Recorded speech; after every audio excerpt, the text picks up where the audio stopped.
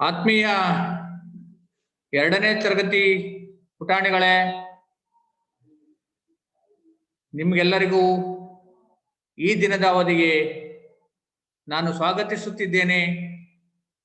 ಆತ್ಮೀಯ ವಿದ್ಯಾರ್ಥಿಗಳೇ, ಅಮ್ಮ ಅಂದ್ರೆ ಯಾರಿಗಿಷ್ಟ ಇರಲ್ಲ? ಅಮ್ಮ ಪ್ರತಿಯೊಬ್ಬರಿಗೂ ಬೇಕು. ಅದಂತೂ ನಿಮ್ಮಂತ ಮುದ್ದು ಮಕ್ಕಳಿಗೆ ಅಮ್ಮ ಬೇಕೇ ಬೇಕು. ಯಾವಾಗ್ಲೂ ಅಮ್ಮನ ಜೊತೆನಲ್ಲೇ ಇರ್ಬೇಕು, ಅಮ್ಮನ ಜೊತೆನಲ್ಲಿ ಆಟ ಆಡ್ಬೇಕು ಎಲ್ಲ ಅಂದ್ಕೋತಿರ್ತೀರಲ್ವಾ? ಆ ಅಮ್ಮನಾಗೆ ಸಂಬಂಧಪಟ್ಟಂತಹ ಒಂದು ಪದ್ಯ ಪಾಠ 17ರಲ್ಲಿ ತಾಯಿ ಪದ್ಯ ಇದೆ. ಆ ತಾಯಿ ಅನ್ನತಕ್ಕಂಥ ಪದ್ಯವನ್ನ ಇವತ್ತು ಅಭ್ಯಾಸ ಮಾಡೋಣ ಅಲ್ವಾ? ಅಮ್ಮನಿಗೆ ತಾಯಿ ಅಂತ ಕರಿತೀವಿ. ಅಮ್ಮನಿಗೆ ಇನ್ನೊಂದು ಹೆಸರೇನು? ತಾಯಿ. ನೋಡೋಣ ತಾಯಿ ಪದ್ಯನ. ಪಾಠ 17 ತಾಯಿ ಪದ್ಯ. ಮಕ್ಕಳೇ, ನೀವು ಈ ಪರದೆ ಮೇಲೆ ಗಮನಿಸ್ತಾ ಇದ್ದೀರಾ? ಸುಂದರವಾದ ಚಿತ್ರಗಳನ್ನ ನೋಡ್ತಾ ಇದ್ದೀರಾ? ಪಾಠ ಪೂರ್ವ ಚಟುವಟಿಕೆ. ಪಾಠಕ್ಕೆ ಮೊದಲು, ಆ ಪಾಠಕ್ಕೆ ಹೋಗ್ತಕ್ಕಂಥದಕ್ಕೆ ಮೊದಲು ನಾವು ಪಾಠ ಪೂರ್ವ ಚಟುವಟಿಕೆಯನ್ನ ಅಭ್ಯಾಸ ಮಾಡ್ಬೇಕಾಗುತ್ತೆ. ನೋಡೋಣ ಈಗ ಪಾಠ ಪೂರ್ವ ಅಭ್ಯಾಸ ಯಾವುದು ಅಂತ. ಚಿತ್ರಗಳನ್ನ ಗುರುತಿಸಿ ಅಂತ ಇದೆ. ಇಲ್ಲಿ ಕೆಲವು ಚಿತ್ರಗಳನ್ನ ಕೊಟ್ಟಿದ್ದಾರೆ. ನೋಡೋಣ ಚಿತ್ರ. ಫಸ್ಟ್ ಮೊದಲು ಚಿತ್ರವನ್ನ ನೋಡೋಣ. ಈ ಚಿತ್ರನ ಗುರುತಿಸ್ಬೇಕು, ಇದು ಯಾವ ಚಿತ್ರ ಅಂತ. ನಿಮ್ಗೆ ನೋಡ್ತಾ ಇದ್ದಾರಲ್ಲ ಚಿತ್ರ? ನೋಡಿ, ಕೆಳಗಡೆ 2 ಚಿತ್ರ ಇದೆ, ಬಾಲಕ ಬಾಲಕಿ. ಮೇಲೆ ಇದೆ, ನನ್ಗನ್ನಿಸ್ತಾ ಇದೆ ಇದು ನಿಮ್ಗೆ ಅನ್ನಿಸ್ತಿರ್ಬೇಕು. ಸುಮ್ಮನೆ ಅಪ್ಪ ಅಮ್ಮ ಇರ್ಬೇಕು ಇವ್ರು. ನೋಡಿ, ಅಪ್ಪ ಅಮ್ಮ. ಮೇಲ್ಗಡೆ ಕೋಲ್ ಹಿಡ್ಕೊಂಡಿದ್ದಾರೆ ಅಂದ್ರೆ ಯಾರು? ತಾತ. ಈ ಕಡೆದು ಅಜ್ಜಿ. ಚಿತ್ರಗಳನ್ನ ಗುರುತಿಸಿ ನಾವೇನ್ ಮಾಡ್ಬೇಕು? ಇಲ್ಲಿ ಚಟುವಟಿಕೆ ಕೆಳಗೆ ಗೆರೆ, ಚಿತ್ರದ ಕೆಳಗೆ ಗೆರೆ ಕೊಟ್ಟಿದ್ದಾರೆ. ಗಮನಿಸ್ತಾ ಇದ್ದೀರಲ್ಲ ಪುಟಾಣಿಗಳೇ? ಈ ಗೆರೆಯ ಮೇಲೆ ಈ ಚಿತ್ರ ನೋಡಿದಾಗ ನಿಮ್ಗೆ ಯಾವ ಕಲ್ಪನೆ ಬರುತ್ತೆ ಅದನ್ನ ಬರೀಬೇಕು. ಇವ್ರು ಯಾರು? ಅಜ್ಜಿ. ಹಾಗಾದ್ರೆ ಇಲ್ಲಿ ಏನ್ ಬರಿಬೇಕು? ಅಜ್ಜಿ ಅಂತ ಬರಿಬೇಕು. ಆತ್ಮೀಯ ಮಕ್ಕಳೇ, ಈ ಚಿತ್ರವನ್ನ ನೋಡಿದಾದ್ಮೇಲೆ ಈ ಗೆರೆಯಲ್ಲಿ ತಪ್ಪಿಲ್ಲದಂತೆ ಅಜ್ಜಿ ಅಂತ ಬರಿಬೇಕು. ಬರ್ದು ನಿಮ್ಮ ಪೋಷಕರಿಗೆ ಸರಿಯಾಗಿ ಬರ್ದಿದ್ದೀನಾ ಇಲ್ವಾ ಅಂತ ತೋರಿಸ್ಬೇಕು. ಆತ್ಮೀಯ ಬಂಧುಗಳೇ, ಮಕ್ಕಳು ಏನಾದ್ರೂ ತಪ್ಪಾಗಿ ಬರೆದಿದ್ರೆ ಅದನ್ನ ಅಜ್ಜಿ ಅಂತ ಸರಿಯಾಗಿ ಪೆನ್ಸಿಲ್ ನಲ್ಲಿ ಬರೆಸ್ತಕ್ಕಂಥದ್ದು. ಮಕ್ಕಳೇ ಪೆನ್ಸಿಲ್ ಅಲ್ಲೇ ಬರೀರಿ. ತಪ್ಪೇನಾದ್ರೂ ಇದ್ರೆ ಅದನ್ನ ಮತ್ತೆ ರಬ್ಬರ್ ಅಲ್ಲಿ ಆಡಿಸಿ ಮತ್ತೆ ಅಜ್ಜಿ ಅಂತ ಬರೀಬೇಕಾಗುತ್ತೆ. ಅದರಿಂದ ಅಜ್ಜಿ ಅಂತ ಬರೀರಿ. ಎರಡನೇ ಚಿತ್ರ ನೋಡ್ತಿದ್ದಂಗೆ ನಿಮ್ಗೆ ಆಗ್ಲೇ ಕಲ್ಪನೆ ಗೊತ್ತಾಗಿದೆ. ಈ ಎರಡನೇ ಚಿತ್ರದ ಕೆಳಗಡೆ ನೀವು ಏನಂತ ಬರೀಬೇಕು? ಇವ್ರು ಯಾರು? ತಾತ ಅಥವಾ ಅಜ್ಜ. ಅಜ್ಜ ಅಂತ ಬರೀಬೇಕು. ಇಲ್ಲಿ ಅಜ್ಜಿ ಬರೆದ್ಮೇಲೆ ಅದಕ್ಕೆ ಸಂಬಂಧಪಟ್ಟ ಪದ ಅಜ್ಜ. ಈ ಚಿತ್ರದ ಕೆಳಗಡೆ ಇರ್ತಕ್ಕಂಥ ಗೆರೆ ಮೇಲೆ ಅಜ್ಜ ಅಂತ ಬರೀತಾರೆ.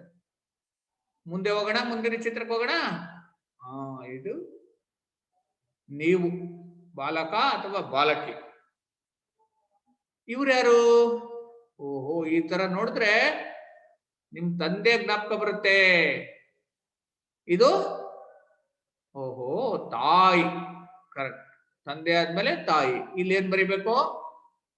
ತಾಯಿ ಅಥವಾ ಅಮ್ಮ ಅಂತ ಬರಿಬೇಕು. ಇಲ್ಲಿ ತಂದೆ, ಅಪ್ಪ ಎರಡು ಒಂದೇ. ಅಪ್ಪ ಅಂದ್ರೂ ಅದೇ, ತಂದೆ ಅಂದ್ರೂ ಅದೇ, ತಾಯಿ ಅಂದ್ರೂ ಅದೇ, ಅಮ್ಮ ಅಂದ್ರೂ ಒಂದೇ. ಯಾವ್ದು ಬೇಕಾದ್ರೂ ಬರಿಬಹುದು ಅಥವಾ ಎರಡೂ ಬರಿಬಹುದು. ಇಲ್ಲಿ ತಾಯಿ ಬ್ರಾಕೆಟ್ ಅಲ್ಲಿ ಅಮ್ಮ, ತಂದೆ ಬ್ರಾಕೆಟ್ ಅಲ್ಲಿ ಅಪ್ಪ. ಅಮ್ಮನಿಗೆ ಇನ್ನೂ ಬಹಳಷ್ಟು ಹೆಸರುಗಳು ಎಲ್ಲ ಕರಿತೀರಲ್ವಾ ನೀವು? ಇಂಗ್ಲಿಷ್ ನಲ್ಲಿ ಮಮ್ಮಿ ಅಂತೀರಾ ಅಲ್ವಾ? ಪಾಪ್ಪನಿಗೆ ಪಪ್ಪ ಅಂತೀರಾ. ಅವ್ರವ್ರ ಮನೆಯಲ್ಲಿ ಈ ತಂದೆ ತಾಯಿಗಳಿಗೆ ಅವ್ರವ್ರದ್ದೇ ಆದ ಅಂತ ಸ್ವೀಟ್ ನೇಮ್ಗಳನ್ನ, ಸಿಹಿ ಹೆಸರುಗಳನ್ನ ಇಟ್ಕೊಂಡಿರ್ತೀರ. ಅದು ನಿಮ್ಗೂ ಇಷ್ಟ ಆಗ್ತಿರುತ್ತೆ, ಹಾಗೆ ಕರೆಯೋದು ನಿಮ್ ತಂದೆ ತಾಯಿಗೂ ಇಷ್ಟ ಆಗ್ತದೆ. ಆದ್ರೆ ನಾವು ಸರಿಯಾಗಿ ಕರಿಬೇಕಾಗಿರೋದು ತಾಯಿ ತಂದೆ. ಮುಂದಕ್ಕೆ ಹೋಗೋಣ.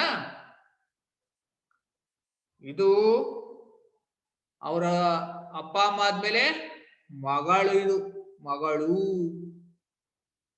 ಮೇಲ್ಗಡೆ ಚಿತ್ರ ಅಜ್ಜಿ ನೋಡಿ, ತಾಯಿ ಮಗಳು.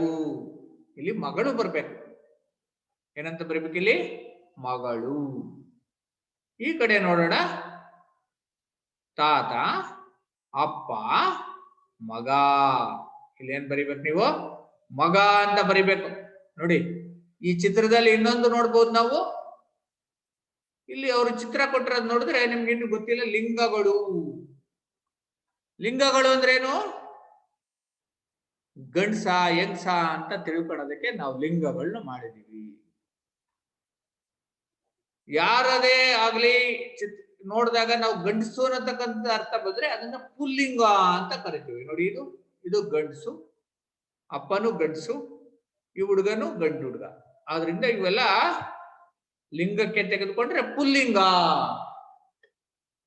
ಇದು ಸ್ತ್ರೀಲಿಂಗ. ಯಾರನ್ನ ನೋಡಿದಾಗ ನಮ್ಗೆ ಹೆಂಗಸು ಅನ್ನತಕ್ಕಂಥ ಭಾವನೆ ಬರುತ್ತೋ ಅದೆಲ್ಲ ಸ್ತ್ರೀಲಿಂಗ. ನೋಡಿ, ಇವರು ಹೆಂಗಸರು, ಅಜ್ಜಿನೂ ಹೆಂಗಸಲ್ವಾ, ಅಮ್ಮನು ಹೆಂಗಸಲ್ವಾ, ಬಾಲಕಿನೂ ಹುಡುಗಿ ಅಲ್ವಾ, ಹೆಂಗಸು. ಆದ್ರಿಂದ ಇದು ಸ್ತ್ರೀಲಿಂಗ. ಈ ತರದ ಇನ್ನೊಂದು ಚಟುವಟಿಕೆಯನ್ನ ನಾವೇ ಗುರುತಿಸ್ಕೊಂಡು ಮಾಡ್ಬೋದು. ಆತ್ಮೀಯ ಪೋಷಕರೇ, ಈ ತರದ ಚಟುವಟಿಕೆಯನ್ನ ಮಕ್ಕಳಿಗೆ ಮಾಡಿಸೋದ್ರ ಮೂಲಕ ಪಾಠದ ಜೊತೆಗೆ ವ್ಯಾಕರಣದ ಕಲ್ಪನೆಯನ್ನ ಮೂಡಿಸ್ಬೋದು. ಬಹಳ ಸುಲಭ, ಸಣ್ಣ ಮಕ್ಕಳಿಗೆ ಅರ್ಥ ಮಾಡ್ಕೊಳ್ತಾರೆ. ಹಾಗಾದ್ರೆ ಪ್ರಶ್ನೆಯನ್ನು ಕೇಳ್ಬೋದು, ಗಂಡಸು ಎಂಬ ಅರ್ಥ ಬರುವ ಪದಗಳೆಲ್ಲ ಏನಾಗುತ್ತೆ ಮಕ್ಕಳೇ ಅಂತ ಕೇಳಿದ್ರೆ ಅವರು, ಅಲ್ವಾ ಮಕ್ಕಳೇ, ಏನಂತ ಹೇಳ್ತೀರಿ ನೀವೆಲ್ಲ? ಪುಲ್ಲಿಂಗ. ಹೆಂಗಸು ಅನ್ನತಕ್ಕಂಥ ಅರ್ಥ ಬರ್ತಕ್ಕಂಥ ಯಾವುದೇ ಶಬ್ದ ನಮ್ಗೆ ಕಿವಿಗೆ ಬಿದ್ರೆ ಏನಂತ ಮಾಡ್ಬೇಕು? ಅದನ್ನ ಸ್ತ್ರೀಲಿಂಗ. ಈಗ ನೀವು ಈ ಪಾತ್ರಗಳನ್ನ ಗುರುತಿಸಿ ಆ ಪಾತ್ರಗಳ ಹೆಸರನ್ನ ಬರೆಯೋದಲ್ಲದೆ ನಿಮಗೆ 2 ವ್ಯಾಕರಣದ ಲಿಂಗಗಳ ಪರಿಚಯ ಆಯ್ತು, ಪುಲ್ಲಿಂಗ ಮತ್ತು ಸ್ತ್ರೀಲಿಂಗ. ಇಷ್ಟನ್ನ ನೋಡ್ತಾ ಈ ಚಟುವಟಿಕೆಯನ್ನು ಮುಗಿಸ್ತಾ ನಾವು ಮುಂದಕ್ಕೆ ಹೋಗೋಣ. ಇದರ ಪದ್ಯ ಭಾಗ ಇದು, ತಾಯಿ ಪದ್ಯ. ಈಗ ನಾವು ಪದ್ಯ ಭಾಗವನ್ನ ಅಭ್ಯಾಸ ಮಾಡೋಣ. ಆತ್ಮೀಯ ಮಕ್ಕಳೇ, ಈ ಪದ್ಯ ಭಾಗವನ್ನ ನಾವು ಅಭ್ಯಾಸ ಮಾಡ್ಬೇಕಾದ್ರೆ ಈ ಪದ್ಯದ ಅರ್ಥಕ್ಕನುಗುಣವಾಗಿ, ಭಾವಾರ್ಥಕ್ಕನುಗುಣವಾಗಿ ನಾವು ಅದನ್ನ ಪದ್ಯವನ್ನ ಆಡ್ಬೇಕಾಗುತ್ತೆ. ನೋಡಿ, ಈ ಪದ್ಯ ಭಾಗವನ್ನ ನಾನು ವಾಚನೆ ಮಾಡ್ತೇನೆ, ಗಮನಿಸಿ. ನೀವು ಮುದ್ದಾಗಿ ಪದ್ಯ ಭಾಗವನ್ನ ಓದುವ ಅಭ್ಯಾಸವನ್ನ ಮಾಡಿಕೊಡಿ. ಮಾಡೋಣ. ತಾಯಿ ತಾನು ಮಗುವ ಹಡೆದು ಜಗವ ಮರೆತಳು, ಮಗುವ ತನ್ನ ಇಡಿಯ ಜಗವು ಎಂದು ಬಗೆದಳು. ಇನ್ನೊಮ್ಮೆ ಓದ್ತೀನಿ ನೋಡಿ. ತಾಯಿ ತಾನು ಮಗುವ ಹಡೆದು ಜಗವ ಮರೆತಳು,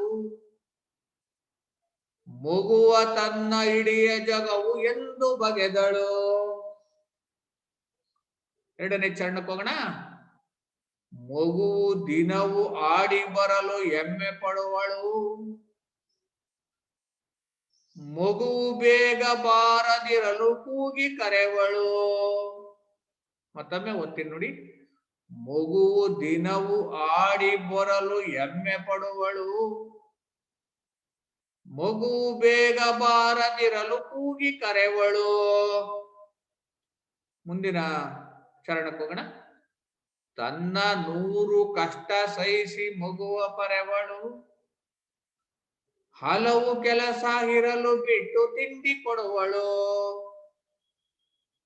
ತನ್ನ 100 ಕಷ್ಟ ಸಹಿಸಿ ಮಗುವ ಪರೆವಳು, ಹಲವು ಕೆಲಸ ಇರಲು ಬಿಟ್ಟು ತಿಂಡಿ ಕೊಡುವಳು. ಮಗುವು ತನ್ನ ಕರುಳ ಕುಡಿಯು ಎಂದು ಬಗೆವಳು, ಮಗುವಿನೊಡನೆ ದಿನದ ಕೆಲಸ ಮಾಡಿ ಬಿಡುವಳು. ಮಗುವು ತನ್ನ ಕರುಳ ಕುಡಿಯು ಎಂದು ಬಗೆವಳು, ಮಗುವಿನೊಡನೆ ದಿನದ ಕೆಲಸ ಮಾಡಿ ಬಿಡುವಳು. ಮಗುವು ಅಳಲು ನೊಂದು ತಾನು ಮನದಿ ಕನಲುವಳು, ತನ್ನ ಮಗವು ನೋಡಿ ಎಲ್ಲ ಮರೆವಳು. ಮಗುವು ಅಳಲು ನೊಂದು ತಾನು ಮನದಿ ಕನಲುವಳು, ತನ್ನ ಮಗುವ ನೋಡಿ ಎಲ್ಲ ಮರೆವಳು. ಮಗುವೆ ನಾಳೆ ನಾಡ ಪ್ರಜೆಯು ಎಂದು ನೆನೆವಳು, ಜಗಕ್ಕೆ ಮಗುವ ಕೊಟ್ಟ ನಾನು ತಾಯಿ ಆದಳು. ಮಗುವೆ ನಾಳೆ ನಾಡ ಪ್ರಜೆಯು ಎಂದು ನೆನೆವಳು, ಜಗಕ್ಕೆ ಮಗವ ಕೊಟ್ಟು ತಾನು ತಾಯಿ ಆದಳು. ಏಕೆ? ರಾಮೇಶ್ವರರು ಬರೆದಿರ್ತಕ್ಕಂಥ ಪದ್ಯ. ಕವಿಗೊಂದು ಧನ್ಯವಾದ ಹೇಳೋಣ. ಇಂಥ ಸುಂದರವಾದ ಪದ್ಯವನ್ನ ಬರೆದಿರ್ತಕ್ಕಂಥ ನಮ್ಮ ಕವಿ ಏಕೆ ರಾಮೇಶ್ವರರವರಿಗೆ ಮಕ್ಕಳೇ ಈ ಸುಂದರ ಪದ್ಯ ಬರೆದಿದ್ದಕ್ಕೆ ಅವರಿಗೆ ಧನ್ಯವಾದಗಳನ್ನ ಅರ್ಪಿಸೋಣ. ಈಗ ಮೇಲಕ್ಕೆ ಬರೋಣ, ಪದ್ಯ ಭಾಗಕ್ಕೆ ಬರೋಣ. ಈಗ ಪದ್ಯ ಭಾಗವನ್ನ ಓದೋದು ಹೇಗೆ ಅಂತ ನೀವು ಅಭ್ಯಾಸ ಮಾಡಿದ್ರಿ ಮಕ್ಕಳೇ. ಇಲ್ಲಿ ನೋಡಿ, ಒಂದು ಮನೆ ಚಿತ್ರ ನೋಡ್ತಾ ಇದ್ರೆ, ಸುಂದರವಾದ ಚಿತ್ರ. ನಿಮ್ಮ ಸವಿಗನ್ನಡದ ಪಠ್ಯ ಪುಸ್ತಕದಲ್ಲಿ ಈ ಮಧುರವಾದ ವರ್ಣ ರಂಜಿತವಾದಂತ ಚಿತ್ರಗಳನ್ನ ಗಮನಿಸುವುದು ಬಹಳ ಸಂತೋಷಕರವಾದ ವಿಚಾರ, ನಿಮ್ಗೆ ಎಲ್ಲ ಇಷ್ಟ ಆಗ್ತಕ್ಕಂಥ ವಿಚಾರ ಅಂತ ಭಾವಿಸಿದ್ದೇನೆ. ನೋಡಿ, ಇಲ್ಲಿ ತಾಯಿ ಮಕ್ಕಳು ಹೇಗೆ ಆ ತಾಯಿ ಹತ್ರ ಎಷ್ಟು ಚೆನ್ನಾಗಿ, ಎಷ್ಟು ಪ್ರೀತಿಯಿಂದ ಮಕ್ಕಳನ್ನ ಒಪ್ಕೊಳ್ತಾ ಇದ್ದಾಳೆ ತಾಯಿ. ಆ ಮಗನನ್ನ ಕೈಯಲ್ಲಿ ಹಿಡ್ಕೊಂಡು, ಮಗಳನ್ನ ಕುತ್ತಿಗೆ ಹತ್ರ ಕೈ ಹಾಕಿಸ್ಕೊಂಡು, ಹೇಗೆ ಕೈಯನ್ನು ಇಟ್ಕೊಂಡು ಎಷ್ಟು ಪ್ರೀತಿಸ್ತಾರಲ್ವಾ. ತಾಯಿಗಿಂತಲೂ ನಮ್ಮನ್ನೆಲ್ಲ ಪ್ರೀತಿಸುವ ವಸ್ತು ಜಗತ್ನಲ್ಲೇ ಇಲ್ಲ. ನಮ್ಗೇನಾದ್ರೂ ಇಷ್ಟ ಆಗ್ಬೇಕಾದ್ರೆ, ನಿನ್ಗೆ ಯಾರು ಮೊದಲು ಇಷ್ಟ ಅಂತ ಕೇಳಿದ್ರೆ ನಾವು ನೀವೆಲ್ಲ ಆಯ್ಕೊಳೋದು ಯಾರನ್ನ ಆಯ್ಕೊತೀರ ಮಕ್ಳ? ತಾಯಿ ಅಲ್ವಾ. ನಿಮ್ಗೆಲ್ಲ ತಂದೆ ಬಿಟ್ಟರೆ ಬದುಕ್ತೀರಾ, ಆದ್ರೆ ತಾಯಿ ಬಿಟ್ಟು ಬದುಕೋಕ್ ಸಾಧ್ಯ ಇಲ್ಲ. ನೋಡಿ, ತಾಯಿ ಮಹತ್ವ ಅಂತದ್ದು. ಆ ಚಿತ್ರದಲ್ಲಿ ತಾಯಿ ಕೊಡ್ತಕ್ಕಂಥ ಪ್ರೀತಿಯನ್ನ ಯಾರು ಕೊಡಕ್ಕಾಗಲ್ಲ ಜಗತ್ನಲ್ಲಿ. ಎಲ್ಲರೂ ಸಾಕ್ಬೋದು, ಆದ್ರೆ ತಾಯಿ ಪ್ರೀತಿ ತಾಯಿಯಿಂದ ಮಾತ್ರ ಸಿಕ್ಬೇಕೆ ಹೊರತು ಬೇರೆಯಿಂದ ಸಿಕ್ಕಲ್ಲಲ್ವಾ ಮಕ್ಳೇ. ತಾಯಿ ಪ್ರೀತಿ ನೀವೆಲ್ಲ ಸೌದಿದ್ದೀರಲ್ವಾ. ತಾಯಿ ಹೊಡಿತಾಳೆ ಬಡಿತಾಳೆ, ಯಾಕೆ? ನಾವೇನಾದ್ರೂ ತಪ್ಪು ಮಾಡಿದಾಗ ನಮ್ಮನ್ನ ತಿದ್ದಬೇಕಲ್ವ, ಅದಕ್ಕೋಸ್ಕರ. ಆದ್ರೂ ಸಮೇತ ಆ ತಾಯಿ 2 ನಿಮಿಷಕ್ಕೆ ನಮ್ಮನ್ನೆಲ್ಲ ಮುದ್ದಾಗಿ ಮಾತಾಡಿಸಿ ತಿಂಡಿ ಕೊಡ್ತಾಳಲ್ವಾ. ಅಂತ ತಾಯಿ ಸ್ಥಾನವನ್ನ ಬೇರೆಯವ್ರು ಯಾರು ತುಂಬೋದಕ್ಕೆ ಸಾಧ್ಯ ಇದೆ? ನಿಮ್ಗೆಲ್ಲ ತಾಯಿ ಇದ್ರೆ ತುಂಬಾ ತುಂಬಾ ತುಂಬಾ ಪ್ರೀತಿ. ಅದಕ್ಕೋಸ್ಕರನೇ ನಮ್ ಕವಿ ಈ ಪದ್ಯವನ್ನ ನಿಮ್ಗೆಲ್ಲ ಇಷ್ಟ ಆಗಂಗ್ ಬರ್ದಿರೋದು. ಏಕೆ ರಾಮೇಶ್ವರ ಅವರವರು ಈ ತಾಯಿ ಪದ್ಯವನ್ನ ಬರೆದಿದ್ದಾರೆ. ಸುಂದರದ ಚಿತ್ರಣವನ್ನ ನೋಡಿದ್ರಿ. ಈಗ ಈ ಪದ್ಯದ ಭಾವಾರ್ಥಕ್ಕೆ ಬರೋಣ. ತಾಯಿ ತಾನು ಮಗುವ ಹಡೆದು ಜಗವ ಮರೆತಳು. ನೋಡಿ, ಚರಣ 1 ಓದ್ತಾ ಇದ್ದೇನೆ. ತಾಯಿ ತಾನು ಮಗುವ ಹಡೆದು ಜಗವ ಮರೆತಳು. ನೋಡ್ರಿ, ನಮ್ಮನ್ನೆಲ್ಲ ಹಡಿಬೇಕಾದ್ರೆ, ಹಡಿಯೋದು ಅಂದ್ರೆ ಹೆರೋದು, ಮಕ್ಕಳನ್ನ ಹೆರೋದು ಅಂತ ಕರೀತಾರೆ, ಹಡಿಯೋದು. ಆ ತಾಯಿ ಎಷ್ಟು ಕಷ್ಟ ಪಡ್ತಾಳೆ ಗೊತ್ತಾ ಮಕ್ಕಳ? ಬಹಳಷ್ಟು ಕಷ್ಟ ಪಡ್ಬೇಕು. ಮಕ್ಕಳನ್ನ ಭೂಮಿಗೆ ತರಬೇಕಾದ್ರೆ, ಎರ್ಬೇಕಾದ್ರೆ, ಹಡಿಬೇಕಾದ್ರೆ ಬಹಳ ನೋವನ್ನ ಸಹಿಸ್ಕೊತಾಳೆ. ಯಾರಿಗೋಸ್ಕರ ನೋವನ್ನ ಸಹಿಸ್ಕೊತಾಳೆ? ತನ್ನ ಮಕ್ಕಳಿಗೋಸ್ಕರ. ಆಗ ಇಡೀ ಜಗತ್ತನ್ನೇ ಮರ್ತು ಬಿಡ್ತಾಳೆ ಮಗು ಹುಟ್ಟಾಗ. ಆ ಮಗುವೆ ಆಕೆಗೆ, ತಾಯಿಗೆ ಒಂದು ಜಗತ್ತಾಗುತ್ತೆ. ಅದನ್ನೇ ಕವಿ ಹೇಳ್ತಿದ್ದಾರೆ, ಏಕೆ ರಾಮೇಶ್ವರ. ತಾಯಿ ತಾನು ಮಗುವ ಹಡೆದು ಜಗವ ಮರೆತಾಳು. ನೋಡಿ, ಈ ಲೋಕ, ಜಗ ಅಂದ್ರೆ ಈ ಪ್ರಪಂಚ, ಲೋಕ, ಸುತ್ತಮುತ್ತ ಯಾರು ಬೇಕಾಗಲ್ಲ ತಾಯಿಗೆ. ತಾನು ಎತ್ತಿರ್ತಕ್ಕಂಥ ಮಗು ಬಿಟ್ರೆ ಆಕೆಗೆ ಯಾವ ಜಗತ್ತು ಇಲ್ಲ. ಆ ಮಕ್ಕಳೇ ಒಂದು ಜಗತ್ತು ತಾಯ್ದಿರಿಗೆ. ತಾಯಿ ತಾನು ಮಗುವ ಹಡೆದು ಜಗವ ಮರೆತಳು, ಮಗುವ ತನ್ನ ಇಡೀ ಜಗವು ಎಂದು ಬಗೆದಳು. ನೋಡಿ, ಅದನ್ನೇ ನಾನು ಹೇಳ್ತಾ ಇದ್ದೆ ಮಕ್ಕಳೇ. ಈ ಮಗನೇ ಇಡೀ ಜಗತ್ತು ನನಗೆ. ಈ ಪ್ರಪಂಚ ಅಂದ್ರೆ ಈ ಮಗು. ಈ ಮಗು ಬಿಟ್ಟು ಬೇರೆ ಪ್ರಪಂಚನೇ ಇಲ್ಲ. ನೋಡಿ, ಎಷ್ಟು ಚೆನ್ನಾಗಿ ನಮ್ಮನ್ನೆಲ್ಲ ತಾಯಿ ಸಾಕಿ ಬೆಳೆಸ್ತಾಳೆ. ಎಷ್ಟೇ ಕಷ್ಟ ಆದ್ರೂ ಯಾವ ತಾಯಿನೂ ತನ್ನ ಮಕ್ಕಳಿಗೆ ಊಟ ಇಲ್ದಂಗ್ ಮಾಡೋದಿಲ್ಲ. ಆಕೆಗೆ ಊಟ ಇಲ್ದ್ರು ಬಡಿಸ್ತಾನೆ. ಮಕ್ಕಳೇ, ಈ ಸಂದರ್ಭದಲ್ಲಿ ನಾನೊಂದು ಮಾತನ್ನ ಜ್ಞಾಪಿಸ್ಕೊಳ್ಬೇಕು. ನಿಮ್ಗೆಲ್ಲ ಡಾಕ್ಟರ್ ಅಂಬೇಡ್ಕರ್ ಅವ್ರ ಹೆಸರು ಗೊತ್ತಿದೆಯಲ್ವಾ? ನಮ್ ಸಂವಿಧಾನ ಬರೆದಂತ ಅಂಬೇಡ್ಕರ್. ಅವ್ರ ತಾಯಿ ಭೀಮಾಬಾಯಿ ಅಂತ. ಮಕ್ಕಳೇ, ಈ ಪದ್ಯಕ್ಕೆ ಸಂಬಂಧಪಟ್ಟಂತೆ ನನಗೆ ನಿಮ್ಗೊಂದು ಕಥೆ ಹೇಳ್ಬೇಕು ಅಂದ್ರೆ ಅನ್ನಿಸ್ತು, ಮುದ್ದಾದ ಕಥೆ ಹೇಳ್ತಾ ಇದ್ದೀನಿ. ಆ ಭೀಮಾಬಾಯಿಗೆ 13 ಜನ ಮಕ್ಕಳು ಆ ಕಾಲದಲ್ಲಿ. ಅಂಬೇಡ್ಕರ್ ಅವ್ರಿಗೆ, ಆ ತಾಯಿಗೆ 13 ಜನ ಮಕ್ಕಳು. ಅಂಬೇಡ್ಕರ್ ಅವ್ರಿಗೆ ಕೊನೆ ಮಗು. ಆ ತಾಯಿ ಏನ್ ಮಾಡ್ತಾಳೆ ಅಂದ್ರೆ, ಅವರ ಅಂಬೇಡ್ಕರ್ ತಂದೆ ರಾಮ್ಜಿ ಸುಕ್ಮಾಲ್ ಅಂತ ಹೇಳಿ ಸಣ್ಣ ಪುಟ್ಟ ಕೆಲಸ ಮಾಡ್ಕೊಂಡಿದ್ದವರು, ಸಣ್ಣ ನೌಕರಿಯಲ್ಲಿ ಇದ್ದಂಥವ್ರು. ಆ ಬರ್ತಿರ್ತಕ್ಕಂಥ ಆದಾಯದಲ್ಲಿ ತನ್ನೆಲ್ಲ ಕುಟುಂಬವನ್ನ ಸಾಕೋದಕ್ಕೆ ಅವ್ರ ಕೈಲಿ ಆಗೋಲ್ಲ ಮಕ್ಕಳೇ. ಒಂದೊತ್ತು ಗಂಜಿಗೂ ಬಹಳ ಕಷ್ಟ ಇರುತ್ತೆ. ಅಂಥದ್ರಲ್ಲಿ ಬಂದಂತ ಆದಾಯದಲ್ಲಿ ಸ್ವಲ್ಪವನ್ನ ಗಂಜಿ ಮಾಡಿ ತನ್ನೆಲ್ಲ ಮಕ್ಕಳಿಗೆ, 13 ಜನ ಮಕ್ಕಳಿಗೆ ಕೊಡ್ತಾಳೆ ತಾಯಿ, ಅಂಬೇಡ್ಕರ್ ತಾಯಿ ಭೀಮಾಬಾಯಿ. ಎಷ್ಟೋ ದಿವಸ ತಾಯಿಗೆ ಆಹಾರನೇ ಇರೋದಿಲ್ಲ. ಮಕ್ಕಳೆಲ್ಲ ತಿಂದು ಸಂತೋಷವಾಗಿ ಏನಾದ್ರು ಮಿಕ್ಸಿದ್ರೆ ಅಂಬೇಡ್ಕರ್ ತಾಯಿ ಭೀಮಾಬಾಯಿರವರು ಊಟ ಮಾಡ್ತಿದ್ರು, ಇಲ್ಲ ಅಂದ್ರೆ ಉಪವಾಸನೆ ಮಲ್ಕೊಳ್ತಿದ್ರು. ಅದಕ್ಕೋಸ್ಕರ ಮಕ್ಕಳಿಗೆಲ್ಲ ಹೇಳಿದ್ದು ಅಂದ್ರೆ, ತಾಯಿ ಪ್ರೀತಿ ಎಂತದ್ ನೋಡಿ. ತಾನು ಉಪವಾಸ ಇದ್ರು ತನ್ನ ಮಕ್ಕಳು ಉಪವಾಸ ಇರಬಾರ್ದು.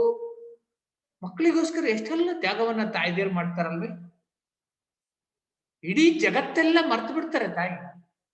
ಕೊನೆಗೆ ಉಪವಾಸ ಇದ್ದು ಪಾಪ ಅಂಬೇಡ್ಕರ್ ತಾಯಿ ಬೇಗ ಸತ್ತೋಗ್ಬಿಡ್ತಾರೆ. ಅಂಬೇಡ್ಕರ್ ಚಿಕ್ಕ ವಯಸ್ಸಿನಲ್ಲಿದ್ದಾಗಲೇ ತನ್ನ ತಾಯಿಯನ್ನ ಕಳ್ಕೊತಾರೆ. ತಾಯಿ ಪ್ರೀತಿ ಎಂತದ್ ನೋಡಿ. ಇದನ್ನ ಯಾಕೆ ಹೇಳಿದೆ ಅಂದ್ರೆ, ತಾಯಿ ಪ್ರೀತಿ ಎಷ್ಟು ಚೆನ್ನಾಗಿರುತ್ತೆ ಅನ್ಸಕ್ಕಂಥದ್ನು.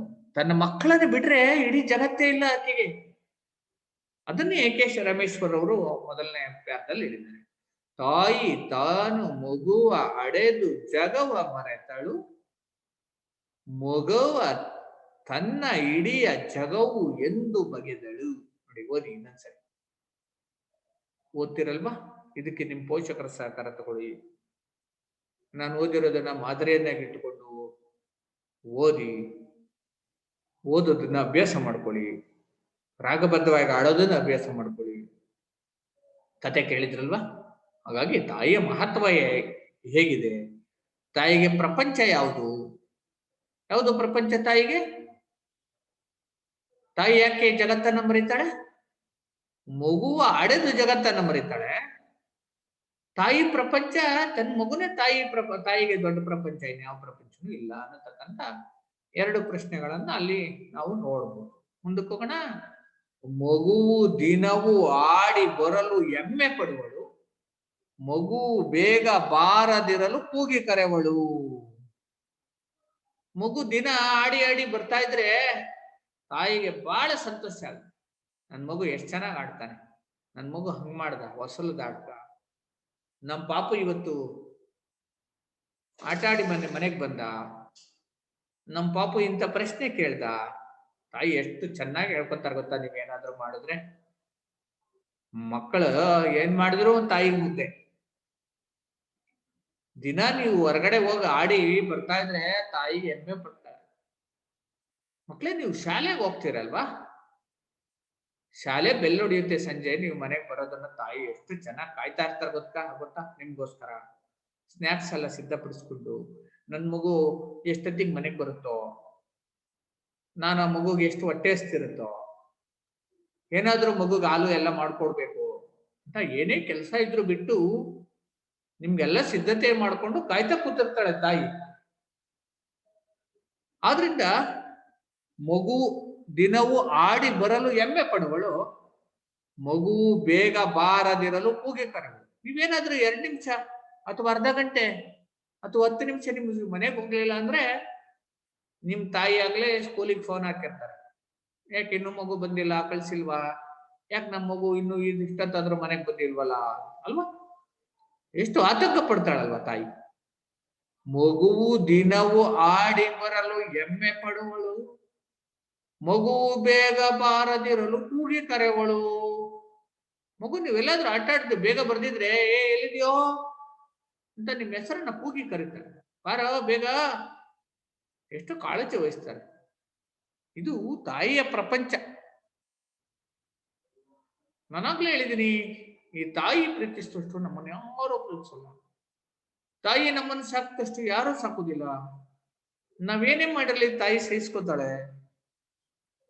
ಆದ್ರಿಂದ ತಾಯಿ ನಮಗೆ ಜಗತ್ತಿನಲ್ಲಿ ಯಾರಾದ್ರೂ ನಿಮ್ಮನ್ನ ಪ್ರಶ್ನೆ ಕೇಳಿದ್ರೆ, ನಿಮ್ ಜಗತ್ತಿನಲ್ಲಿ ನೀನ್ ಮೆಚ್ಚುವ ಅತ್ಯಂತ ಮುಖ್ಯವಾದ ವ್ಯಕ್ತಿ ಯಾರು ಅಂದ್ರೆ ನಿಮ್ಮೆಲ್ಲರ ಉತ್ತರ ಏನಾಗಿರುತ್ತೆ? ಮೊದಲನೇದು ತಾಯಿ. ಅದಕ್ಕೆ ನಮ್ಮ ಕೆ ರಾಮೇಶ್ವರ್ ಅವರು ತಾಯಿ ಬಗ್ಗೆ ಒಂದು ಪದ್ಯ ಬರೆದಿದ್ದಾರೆ. ಎಷ್ಟು ಸುಂದರವಾದ ಪದ್ಯ ಅಲ್ವೇ? ತನ್ನ 100 ಕಷ್ಟ ಸಹಿಸಿ ಮಗುವ ಪರೆವಳು, ಹಲವು ಕೆಲಸ ಇರಲು ಬಿಟ್ಟು ತಿಂಡಿ ಕೊಡುವಳು. 100 ಕಷ್ಟ ಇರ್ಲಿ ಸಹಿಸ್ಕೊತಾಳೆ ತಾಯಿ ಮಕ್ಕಳಿಗೋಸ್ಕರ. ಪರೆವಳು ಅಂದ್ರೆ ಸಾಕ್ತಾಳೆ, ಆರೈಕೆ ಮಾಡ್ತಾಳೆ ಮಗುವನ್ನ. ಎಷ್ಟೇ ಕಷ್ಟ ಆಗಿರ್ಲಿ, ತಾಯಿಗೆ ಕಾಯಿಲೆ ಬಂದಿರ್ಲಿ, ಜ್ವರ ಬಂದಿರ್ಲಿ, ಆದ್ರೆ ತನ್ನ ಮಗುವಿಗೆ ಊಟ ಕೊಡೋದನ್ನ, ತನ್ನ ಮಗುವನ್ನ ಆರೈಕೆ ಮಾಡೋದನ್ನ ಮರೆಯೋದಿಲ್ಲ. ಇನ್ ಬೇರೆಯವ್ರು ಯಾರು ಮಾಡಲ್ಲ. ತಾಯಿ ಮಾಡಿದಷ್ಟು ಯಾರು ಮಾಡೋದಿಲ್ಲ. ತನ್ನ 100 ಕಷ್ಟ ಇರಲಿ ಅದನ್ನ ಸಹಿಸ್ಕೊಂಡು ಆ ಮಕ್ಕಳನ್ನ ಪರೆವಳು, ಸಾಕ್ತಾಳೆ ತಾಯಿ. ಹಲವು ಕೆಲಸ ಇರಲು ಬಿಟ್ಟು ತಿಂಡಿ ಕೊಡುವಳು. ಎಷ್ಟೇ ಕೆಲಸ ಇರ್ಲಿ, ಮಗು ತಿಂಡಿ ಬೇಕು ಅಂದ್ರೆ ಆ ತಕ್ಷಣ ಮಗು ತಿಂಡಿ ತಿನ್ಸೋದೆ ತಾಯಿಯ ಮೊದಲ ಕೆಲಸ ಆಗಿದೆ. ಅಷ್ಟೆಲ್ಲ ತಾಯಿ ಬಗ್ಗೆ ಕೇಳಿದ್ರಲ್ವಾ? ತಾಯಿ ಪದ್ಯದ ಮೂಲಕ ಇಷ್ಟೆಲ್ಲವನ್ನ ನಿಮಗೆ ಪ್ರಸ್ತುತಪಡಿಸ್ತಿದ್ದಾರೆ ಕೆ ರಾಮೇಶ್ವರ್ ಅವರು.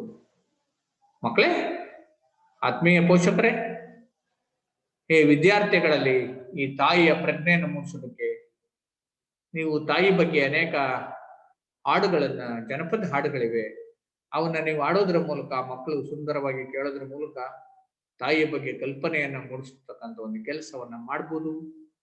ಈ ಸುಂದರ ಪದ್ಯವನ್ನ ಇವತ್ತು ನಾವು ಅಭ್ಯಾಸ ಮಾಡಿದ್ದೇವೆ. ಅವಧಿ ಮುಗಿತಾ ಇದೆ.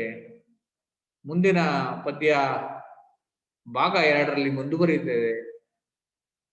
ಮುಂದಿನ ಅವಧಿಯಲ್ಲಿ ಭಾಗ 2ರಲ್ಲಿ ಪದ್ಯವನ್ನ ನಾನು ಮುಂದುವರಿಸ್ತೇನೆ. ಈ ದಿನದ ಅವಧಿಗೆ ನಿಮ್ಗೆಲ್ಲ ಧನ್ಯವಾದವನ್ನು ಹೇಳ್ತಾ ಈ ದಿನದ ಅವಧಿಯನ್ನು ಮುಗಿಸ್ತಾ ಇದ್ದೇನೆ. ಧನ್ಯವಾದಗಳು. ಭಾಗ 2ರಲ್ಲಿ ನಾವು ಭೇಟಿಯಾಗೋಣ.